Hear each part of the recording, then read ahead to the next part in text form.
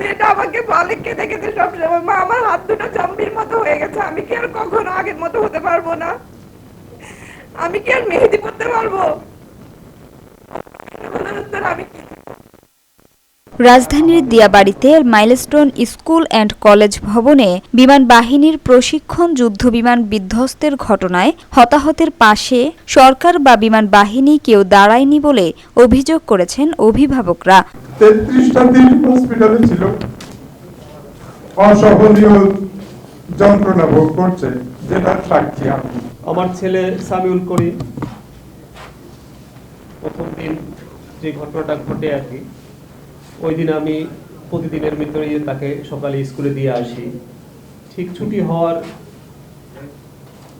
5 minute থেকে 10 minute আগে আমি ওখানে পৌঁছাই। তো আমি দেখতেছি ওই দিন 10 মিনিট লেট হচ্ছে, তারপরও গেটে দাঁড়ায় আছে। তো আমি দেখতেছি যে আমার ছেলেটা আসতেছে, হেঁটে আসতেছে। তো এসে আমার থেকে ঠিক 5 হাত অ্যাঙ্গেল এসে দাঁড়াইছে, দাঁড়ায় কিছু বলতেও পারেননি, অমনি বিমানটা বিধ্বস্ত হয়। হওয়ার পরেই ও লুটে পড়ে ওইখানে। আমি বাবা হিসাবে শুধু একটাই চিৎকার দিচ্ছি, আল্লাহ আমি জানি না আপনারা কিয়ামত দেখছেন কিনা, আমি কিয়ামতের আলামত দেখছি। আপনারা শুনছেন কোরবানি কিভাবে হয়, এগুলা ওয়াজ নসিহতে আমরা শুনছি, কিন্তু আমি নিজের চোখে আমার ছেলে কোরবানি দেখছি এবং রক্ত দেখছি, যে রক্তের কত আমি এখনো বুঝতে পারি না ভাই।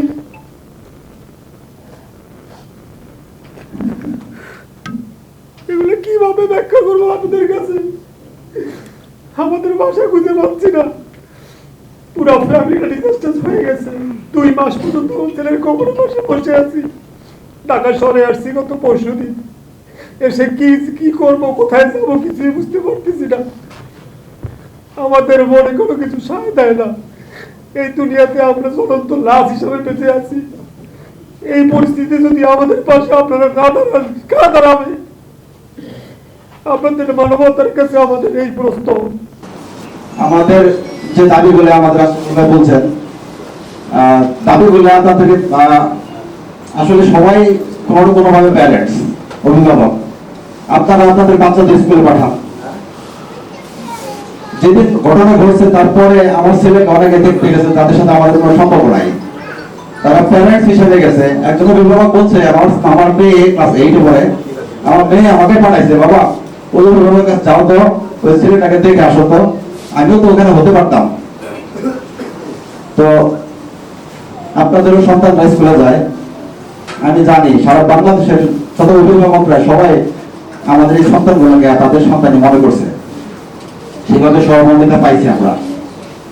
অত্যন্ত দুঃখজনক যে কর্তৃপক্ষ আমাদের সেভাবে ভাবে নাই। তো যে দাবিগুলো আমরা এখানে উত্থাপন করছি আপনাদের কাছে, আমরা চাইবো যে আমাদের সন্তানদের রক্ত যেন বৃথা না যায়, তাদের আত্মত্যাগ যেন দেশের নিরাপত্তা প্রক্রিয়াতে বড় ধরনের পরিবর্তন নিয়ে আসে, ভবিষ্যতে এরকম যেন মর্মান্তিক ঘটনা না ঘটে, সেটার জন্য কর্তৃপক্ষ যেন ব্যবস্থা নেয়। আমরা যেন বুক উঁচু করে সন্তানদের কবরের পাশে গিয়ে দাঁড়িয়ে বলতে পারি, তোমাদের ত্যাগ কে জাতি গভীরভাবে স্মরণ করে, আর তোমরা যে মা বাবা রেখে গেছো তাদের পাশে দেশ আছে, দেশের মানুষ আছে, সাংবাদিক ভাইয়েরা আছে, সরকার আছে, তোমরা শান্তিতে ঘুমাও, এটা যেন বলতে পারি কবরের পাশে যে। আর যারা জীবিত আছে জানি না তারা সঠিকভাবে আসলে আবার শিক্ষা প্রতিষ্ঠানে ফিরতে পারবে কিনা, জানি না তারা কর্ম করে খেতে পারবে কিনা, নাকি তারা আবার বাবা মার বোঝা হয়ে যাবে, বিকলাঙ্গ হয়ে যাবে, এখনো শিওর না। আমার ছেলে হঠাৎ করে আপনার আইসোলেট ব্যাকটেরিয়া, ভাইরাস ব্যাকটেরিয়া আছে, এটা ধরা পড়লো, যেটার কাজ হলো অ্যান্টিবায়োটিক রেজিস্ট্যান্স করে দেওয়া। আমার ছেলের অ্যান্টিবায়োটিক সবগুলো রেজিস্ট্যান্স হয়ে গেছিল, একটা শুধু বাকি ছিল।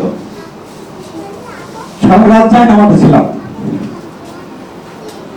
আল্লাহ রক্ষা করছে, আমার ছেলেকে ফেরত পাইছি। কিন্তু যারা হারাইছে তাদের তো আমরা সান্ত্বনা দিতে পারি না, তো তাদের বাবাকে আমি সান্ত্বনা দিতে পারি না যে আমার ছেলের ফ্রেন্ডের বাবা। এক মিনিট এক ফিট দূরত্বের কারণে আমার ছেলে সেখান থেকে বসছে বা তানবীরকে হারাইতে হয়েছে। আমার ছেলে বলতেছিল, বাবা আমার মনে হয় তানবীরের মাথার উপর বিমানটা পড়লো।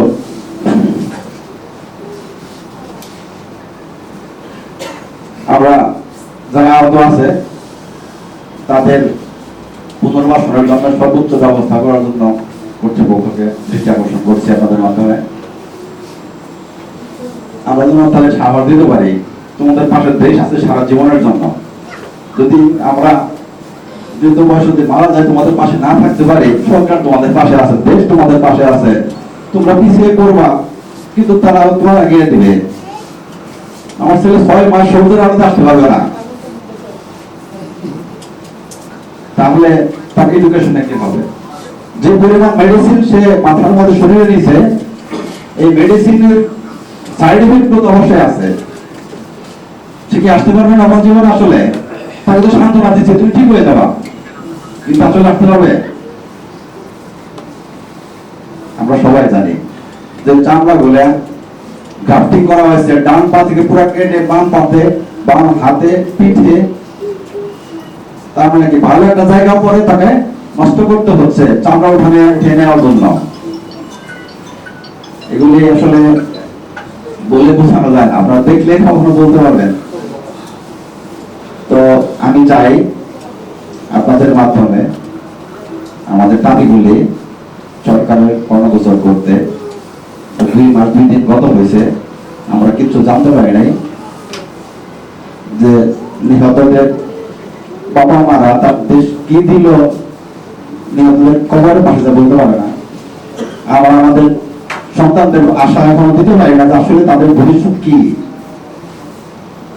তারা কি অ্যাকচুয়ালি ইউনিফর্ম পরে আবার স্কুলে যেতে পারবে কিনা, নাকি স্বাভাবিক জীবন কত বড় বড় স্বপ্ন সব তুলির সাথে হয়ে গেছে।